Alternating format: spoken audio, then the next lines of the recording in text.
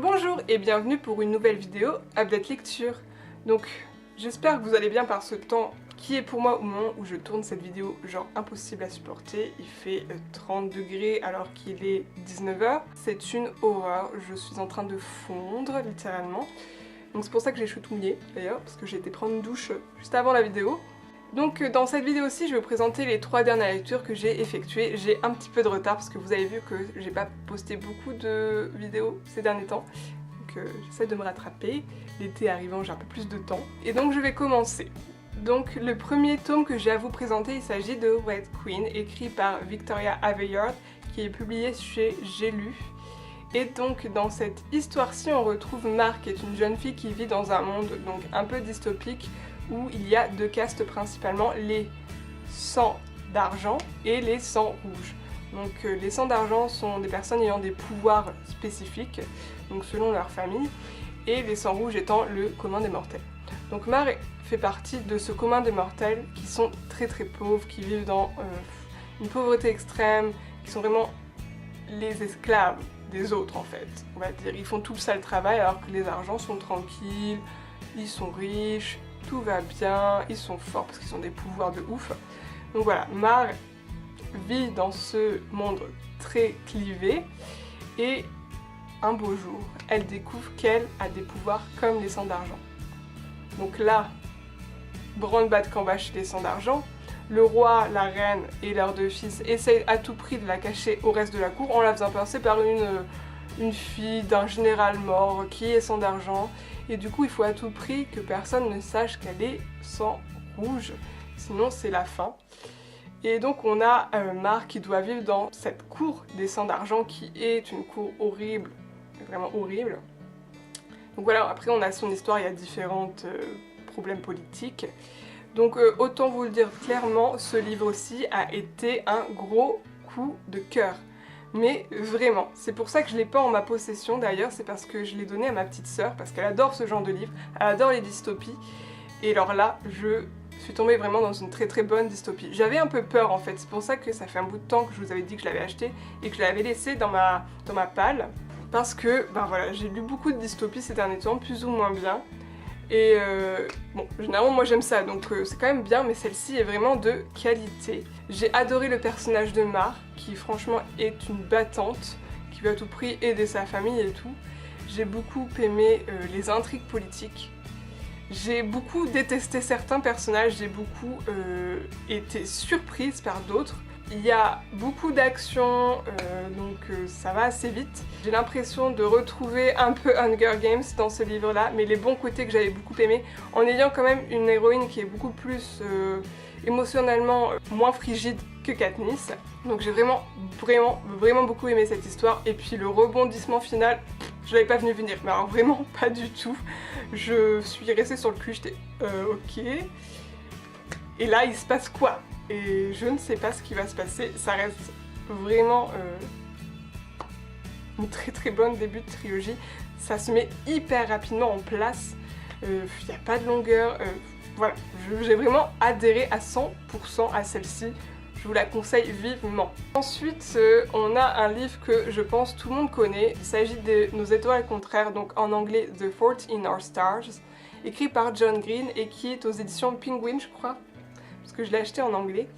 Donc d'ailleurs pour ceux qui veulent à tout prix lire en anglais, celui-ci est vraiment un très bon conseil parce que c'est vraiment de l'anglais très simple. J'en parlerai plus tard, mais le style de John Green fait que le vocabulaire n'est pas très élaboré, pas très littéraire on va dire. Donc c'est parfait pour ceux qui veulent lire en anglais. Donc ça mis à part, on retrouve donc l'histoire de Hazel Grace, qui est une jeune fille qui est atteinte du cancer. Donc elle a un cancer qui est en rémission, enfin pas vraiment, il stagne on va dire. Donc elle a eu des chimios, là elle est sous oxygène, elle se balade avec son petit chariot d'oxygène partout dans la ville. Et donc un beau jour, sa mère décide de l'inscrire à un groupe de soutien pour les jeunes cancéreux parce qu'elle trouve qu'elle ne sort plus, qu'elle ne fait plus rien. Donc bah voilà, elle n'a pas le choix que d'y aller. Et là, un beau jour, après être allée plusieurs fois, elle rencontre Augustus Waters, qui est un jeune homme qui a eu un cancer également, donc un cancer des os. Je me souviens plus ce que c'est, je crois que c'est le ostéosarcome. Et donc il a eu ça, il a été amputé d'une jambe, notamment. Et donc lui, il est en parfaite rémission, mais pour aider un de ses amis, il est là, et donc il se voit. Et c'est le coup de foudre, on va dire. Et donc on a leur histoire, et c'est très émouvant, très déchirant.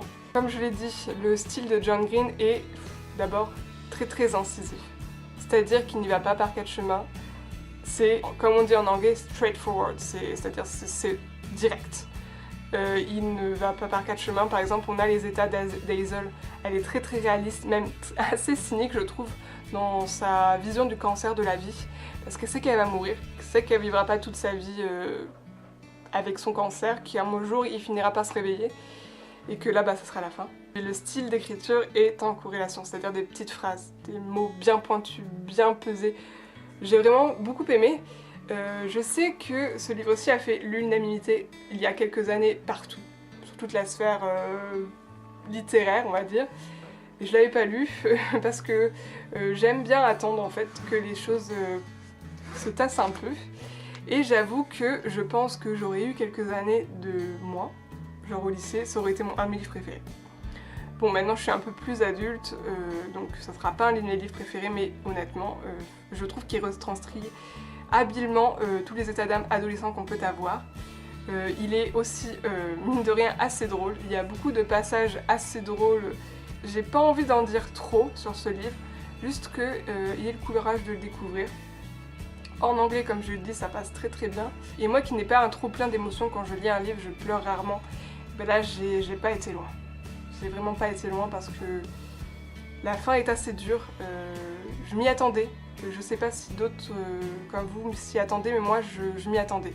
C'est-à-dire que j'étais sûre que ça pouvait pas bien se finir, cette histoire. D'un côté, c'était assez réaliste. Je pense que c'est un bon livre. J'ai comme petit reproche à faire, c'est que c'est juste peut-être un peu trop adolescent pour moi, mais voilà, c'est tellement un minuscule reproche. C'est parce que je pense que je l'aurais lu il y a quelques années, ça aurait été une explosion là, dans ma petite tête d'adolescente.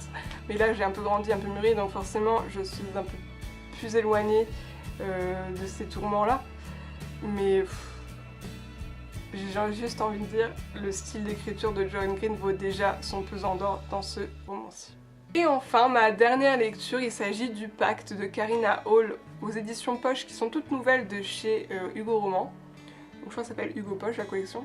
Donc c'est assez intéressant puisque comme vous le savez, les romans de chez Hugo sont assez chers, ils sont tous à 18 € je crois.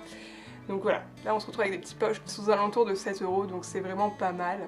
Dans cette histoire-ci, on retrouve l'histoire de Stephanie et Lyndon qui sont, avec leur ami James, le trio des meilleurs amis du monde. Ils s'adorent. Et un beau soir, Lyndon, qui est un peu saoul, propose à Stephanie un pacte. Ce pacte, c'est quand ils auront 30 ans, s'ils ne sont pas mariés, pas dans couple ou quoi que ce soit, ils se marieront ensemble tous les deux. Et Stephanie dit ok, top. Et depuis, voilà, on a leur histoire, on les suit sur plusieurs années. J'ai beaucoup aimé ce roman également parce qu'on voit une amitié très forte, évoluer progressivement en quelque chose d'autre. Et puis on voit les années passer. En fait, dans ce roman-ci, on suit Stephanie et Lyndon d'environ une vingtaine d'années jusqu'à leurs 31 ans. Et donc on a toute l'évolution qui peut se passer dans une vie. Donc ils ont tous les deux des déceptions amoureuses, des déceptions d'un point de vue carrière, des évolutions de carrière aussi, des déménagements, des problèmes d'amitié aussi, notamment avec James. Donc on a toute une évolution de tout ce que peut être une vie en fait. Bon après ça reste une romance, c'est-à-dire que Lyndon est un peu le personnage typique d'une romance. Il est beau, il a un accent écossais, il est pilote de ligne, il a des abdos de ouf, enfin bref, le mec cliché on va dire. Mais je trouve que cette romance était assez originale dans son découpement, c'est-à-dire qu'on a des fois un chapitre pour une année, on alterne le point de vue Lyndon-Stephanie. Lyndon est vraiment un personnage qu'au début je trouvais assez, un petit peu cliché quoi, mais qui se révèle, notamment à travers ses propres chapitres à lui. Donc j'ai vraiment beaucoup aimé cette histoire. vous l'aurez compris, hein, j'ai aimé tout cette fois-ci. Des fois il y a des petits moins bien, là j'ai vraiment tout aimé. Je pense que je lirai la suite, enfin c'est pas vraiment la suite mais c'est une autre histoire faisant partie du même univers qui concerne une des amies de Stéphanie, puis encore une autre des amies de Stéphanie, je crois qu'il y en a 3 ou 4.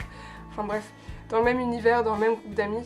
Le petit point négatif que je pourrais avoir, c'est que qu'on a un schéma encore une fois typique, c'est-à-dire la rencontre, vraiment tout va bien, puis après il y a un problème qui arrive et tout coup ça se passe pas bien, puis la fin, happy ending. Donc on a quand même une structure assez basique qu'on retrouve en fond. Après, elle est un peu découpée différemment parce que comme je l'ai dit, on suit chaque année. Donc par exemple, il y a des années où Stéphanie est en couple, Lyndon ne l'est pas. Stéphanie n'est plus en couple et célibataire, Lyndon l'est. Les deux sont en couple, donc franchement, on a une plus grande trame, un peu plus intéressante qu'une romance de base. Donc voilà, c'est tout ce que j'ai à dire, mais c'est un bon livre. Voici pour cette update lecture. Si vous avez lu un de ces livres, n'hésitez pas à le dire en commentaire. Si vous avez des suggestions de lecture, n'hésitez pas également. Et moi je vous dis à bientôt dans une prochaine vidéo et bisous bisous.